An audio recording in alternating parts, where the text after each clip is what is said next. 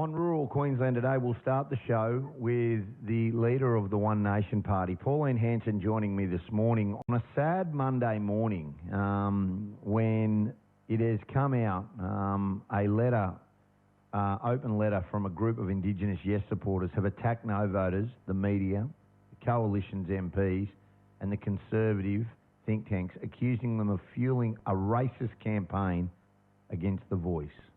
Pauline Hanson, good morning. Thank you so much for being with us this morning. I just want to start with how offended I am that the authors and the signatories of this open letter, which after their week of mourning have come out with, they've detailed reasons that the Yes campaign leaders believe that the October 14 referendum failed. They declined to be named before the three-page document was distributed on Sunday night.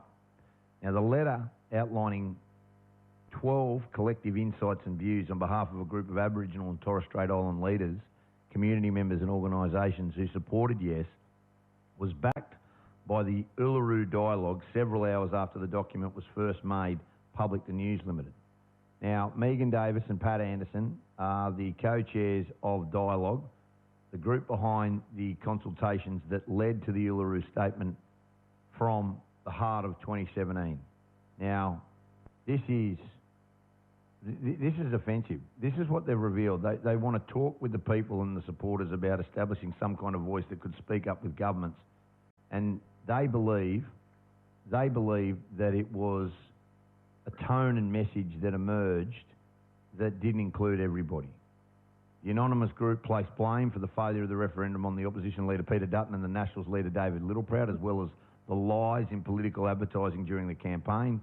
Their support for the referendum collapsed from the moment the Liberal and National parties chose to oppose The Voice. It's an easy way to blame. There's also been racism against First Nations people in Australia, they said. I mean, Pauline, we have many, myself, have many Indigenous friends and a love for their community.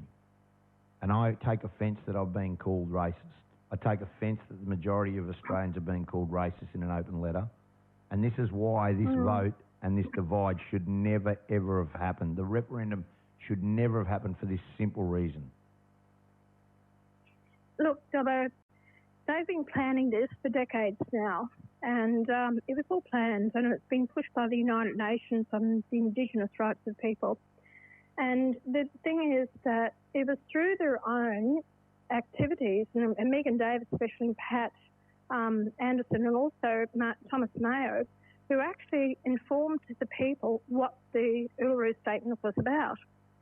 And they said it was about reparations, it's about control, it's about, attacking the politicians who didn't agree with this or voted against it. So through their own admission that we exposed through my office, we got hold of the information to expose to the people, and that's how Credlin got hold of it, and other media outlets used that information that was there. It was footage, okay? It was footage. Megan Davis and Pat Anderson, and behind the scenes were they, and actually in public as well, telling the people what the implications of having this voice to Parliament was all about. But Australians initially were going to vote for it, but as more and more information came out, people were saying, hey, we've been divided as a nation. Why would they have, or should they, get more rights in, say, in our Parliament or our democracy than every other Australian? A lot of migrants also voted against it because that's not why they came to this country. There was Indigenous people who voted against it. There was Indigenous people who voted against it. This is... I'm so... The Australian public are not racist.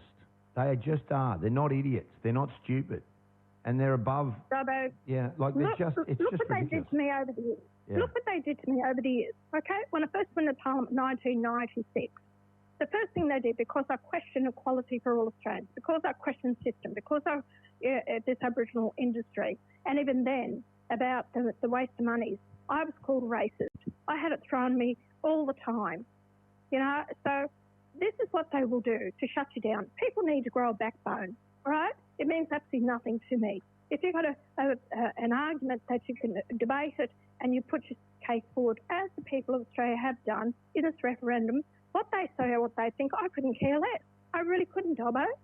You know, you haven't got an argument.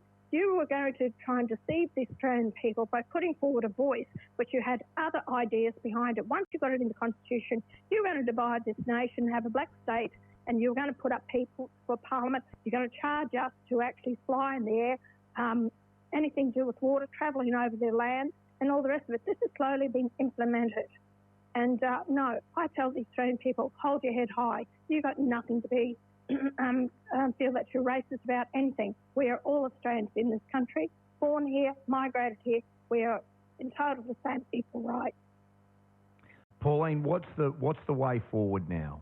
What is the way forward for this country to unite? Because clearly this morning, when this letter comes out and it leads the papers and all the News Limited papers, what do you believe is the way forward? Dobbo, a full audit of the money that goes into these Aboriginal charities, corporations, organisations has to be done. There has to be accountability. The public want it now. This has been exposed. People have been woken up to all this that's going on. They want answers to it. Last week, when Jacinta Price called for a Royal Commission into the sexual abuse of Aboriginal children, they shut down. They wanted a voice to Parliament to tell them what the issues are. A member of Parliament asked them this question, backed by 26 other members of Parliament in total that support this. Do you know, when I asked the question of Penny Wong, she said, oh, that's only one voice, you know. But they were quite willing to accept a panel of 24 Aboriginals to tell them what needed to be done, but not 26 elected members of Parliament. It's disgraceful. Another thing, Dobbo, is that there has to be equality for all Australians and should be treated on an individual needs basis regardless of race. Too many people are ticking box claiming Aboriginality when they're not actually Aboriginals. Yeah, I agree with that. They're claiming benefits, but they don't need the benefits. It's purely because they're Aboriginal, not based on a means test. If we have an age pension, it's based on the fact you're over a certain age. We have a disability pension. It's because you have a disability. This is a load of rubbish that we are giving them benefits, and especially now, that in last week, in the educational policy now, they used to give places in boarding schools for remote and regional areas for Aboriginal. Now they've opened it up to anyone in the cities. Yeah. So it's not on a means test. Yeah. And that's just, you know, the whole thing has to stop. And we're looking at probably $40 billion a year that's paid in this Aboriginal industry for approximately, in the last census, 812,000 people. So that tells you something. It does. Quickly, the fishing industry is on its knees because of a lack of support. There's a green movement that is led by UNESCO and led by some really far left extreme views that has brought gillnet fishing down. We are going to, at some point, be eating imported fish. It's just as soon can happen because of some statistics. The fishing industry now, and you've talked about this before, it is on its knees, Pauline. It has been for years because of this, the Labor government, and I blame also the Liberal Party, Liberal National Party as well. You know, the gill nets, they're actually going to get rid of that, and they're going to take it from 1/3 of the reef up to the Cape, so that you can't have gill nets. And they're talking about, you know, worrying about the dugongs and the turtles and all the rest of it. Well, why do you still allow Aboriginals to go out and hunt them, to kill them? Shouldn't they be banned from actually doing it? They say for the cultural, because it's cultural. Yeah. What a load of rubbish. If you've got an endangered species, you don't allow anyone to actually take them. So change that in the beginning. Then they're going to do the gill nets into the Gulf of Carpentaria. There's nothing, as I've spoken to a lot of people, and I went up and spoke to the fishing industry in Cairns, and that was last year. They are, you know, they are not allowed to take mackerel numbers. They've cut that right back. I've talked to other people. There's nothing wrong with fish stocks. They have underestimated it. They've put fear-mongering out there. There's nothing wrong with the Great Barrier Reef. They've put $1.2 billion into it just to provide jobs for these scientists and people, and keep throwing more and more money at it all the time, when that's not the case. When will they stop lying to the Australian people purely to win votes and get it on the emotional side, motive side of people? And people don't research, they don't understand, they don't talk to the fishermen, they don't go out and have a look at the reef themselves. we've been told a lot of rubbish for years now, and people go along with it. I was in the industry of buying fish at the markets. Do you know now, I cannot believe the price of fish. It's outpriced out of people's boundaries to actually be able to afford it. It's ridiculous in a country like this, and we are buying imported rubbish, bought or fished in contaminated waters, and it's just rubbish. And they're going to allow, and I'll tell you what will happen, Dobbo. In our international waters, if we don't take sufficient fish stocks, that means that other countries will be able to come in and fish in our waters because there's an overstock. So if you look at the international rights fishing, they'll end up coming down here and fishing our waters because we haven't fished them. That's exactly right. And our biosecurity's shot anyway. So, yeah, you make a great point. Really appreciate you giving me some time this morning. I know how busy you are. Thank you so much for being with us. Oh, it's always great. And we'll talk shortly. It's always great to talk to you. And people, in Queensland, just get another side of it from myself, my point of view. Being a member of Parliament, you don't always hear the truth from these other politicians.